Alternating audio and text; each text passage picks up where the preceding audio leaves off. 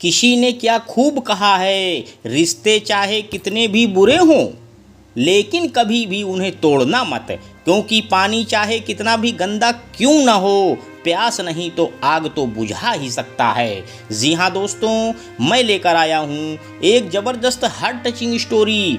यह कहानी हमें ज़िंदगी का एक पाठ सिखा के जाएगी, तो ध्यानपूर्वक सुनिएगा। सुनो, कल मम्मी पापा आ रहे हैं, 10 दिन रुकेंगे, एडजस्ट कर लेना। मयंक ने स्वाति को बेड पर लेटते हुए कहा। कोई बात नहीं, आने दीजिए, आपको शिकायत का कोई मौका नहीं मिलेगा, स्वाति ने भी प्रत्युत्तर में कहा। और स्वाति ने लाइट बंद कर दी और दोनों सो गए। सुबह जब मयंक की आंख खुली तो स्वाति बिस्तर छोड़ चुकी थी। चाय ले लो, स्वाति ने मयंक की तरफ चाय की प्याली को बढ़ाते हुए कहा। अरे तुम आज इतनी जल्दी नहा ली? हाँ, तुमने रात को बताया था कि आज मम्मी पापा आने वाले हैं, तो सोचा घर को कुछ व्यवस्थित कर लूँ, स्वाति ने चाय की चुस्की लेते हुए कहा। वैसे किस बात समय तक आ जाएंगे वो लोग? दोपहर वाली गाड़ी में पहुंचेंगे, 4 तो बज ही जाएगा, मयंक ने चाय का कप खत्म करते हुए जवाब दिया। स्वाति देखना, कहीं पिछली बार की तरह नहीं।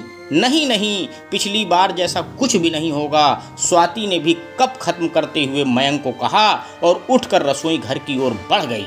मयंक भी ऑफिस जाने के लिए तैयार होने के लिए बाथरूम की तरफ बढ़ गया। नाश्ता करने के बाद मयंक ने स्वाति से पूछा, तुम तैयार नहीं हुई?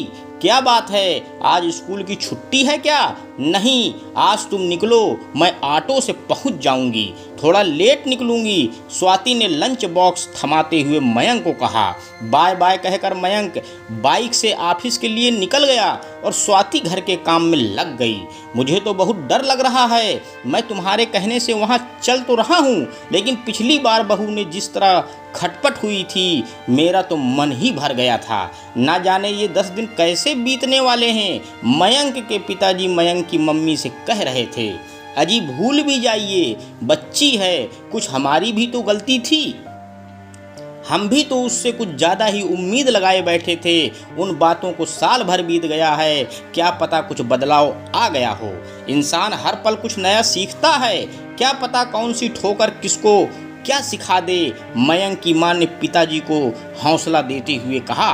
मयंक की मां यह कहकर चुपचाप हो गई और याद करने लगी। 2 भाइयों में मयंक बड़ा था और विवेक छोटा। मयंक गांव से 10वीं करके शहर आ गया आगे पढ़ने, और विवेक पढ़ाई में कमज़ोर था, इसलिए गांव में ही पिताजी का खेती बाड़ी में हाथ बटाने लगा।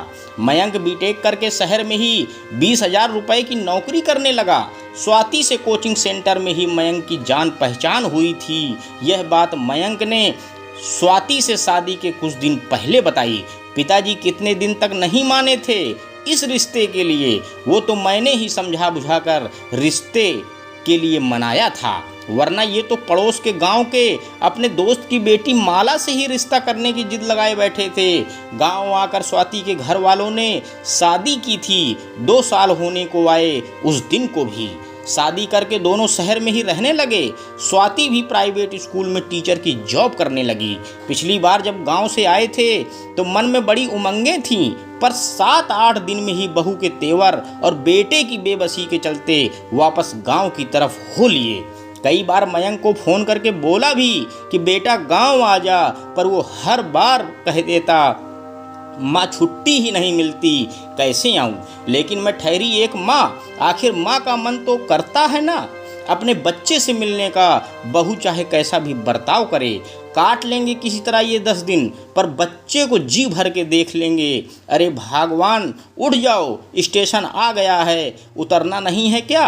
मयंक के पिताजी की आवाज़ मयंक की माँ को यादों की दुनिया से वापस खींच लाई। सामान उठाकर दोनों स्टेशन से बाहर आ गए और ऑटो में बैठकर दोनों मयंक के घर के लिए रवाना हो गए। घर पहुँचते तो बहू घर पर ही थी।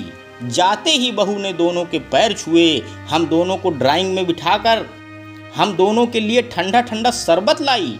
हम लोगों ने जैसे ही शरबत खत्म किया, बहू ने कहा, पिताजी आप सफ़र से थक गए होंगे, नहा लीजिए, सफ़र की थकान उतर जाएगी, फिर मैं आपके लिए खाना लगा देती हूँ। पिताजी नहाने चले गए। बहू रसोई में घुसकर खाना बनाने लगी। थोड़ी देर में मयंक भी आ गया। फिर बैठकर सबने थोड़ी देर बातें की और फिर सबने खाना खाया। मयंक और बहू सोने चले गए और हम भी सो गए। सुबह 5 बजे पिताजी उठे तो बहू उठ चुकी थी। पिताजी को उठते ही गर्म पानी पीने की आदत थी।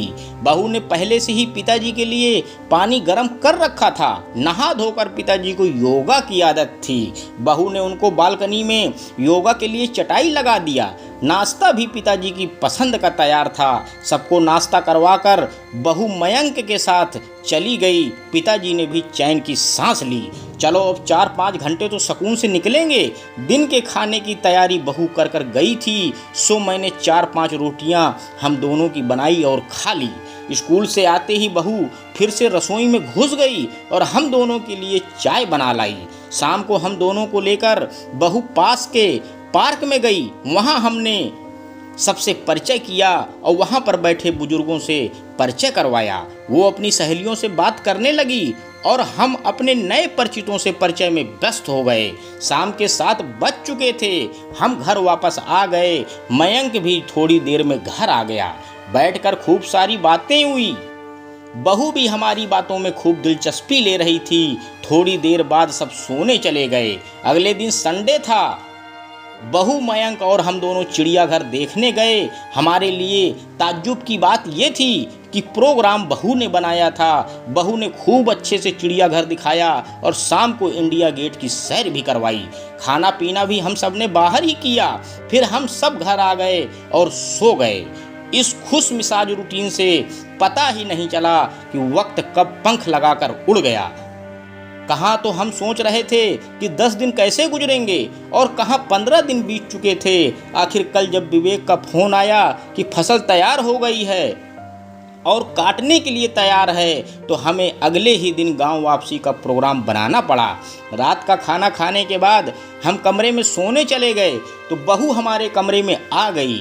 बहू की आंखों में आंसू बह रहे थे। मैंने पूछा, क्या बात है बहू, रो क्यों रही हो? तो बहू ने पूछा, पिताजी, माँ जी, पहले आप लोग एक बात बताइए, पिछले 15 दिनों में कभी आपको यह महसूस हुआ कि आप अपनी बहू के पास हैं या बेटी के पास? नहीं बेटा, सच कहूँ तो तुमने हमारा मन जीत लिया। हमें किसी भी पल यह नहीं लगा कि हम अपनी बहू के पास रह रहे हैं। तुमने हमारा बहुत ख्याल रखा। लेकिन एक बात बताओ बेटा, तुम्हारे अंदर इतना बदलाव आया कैसे? पिताजी, पिछले साल मेरे भाई की शादी हुई थी। मेरे मायके की माली हालत बहुत ज़्यादा बढ़िया नहीं है। इन छुट्टियों में जब मैं वहाँ रहने गई तो मैंने अपने माता पिता को एक एक चीज़ के लिए तरसते देखा। बात बात पर भाभी के हाथों तिरस्कृत होते देखा। मेरा भाई चाह कर भी कुछ नहीं कर सकता था। मैं वहाँ उनके साथ हो रहे बर्ताव से बहुत दुखी था। उस वक्त मुझे अपनी करनी याद आ रही थी कि किस तरह का सलूक मैंने सबके साथ किया।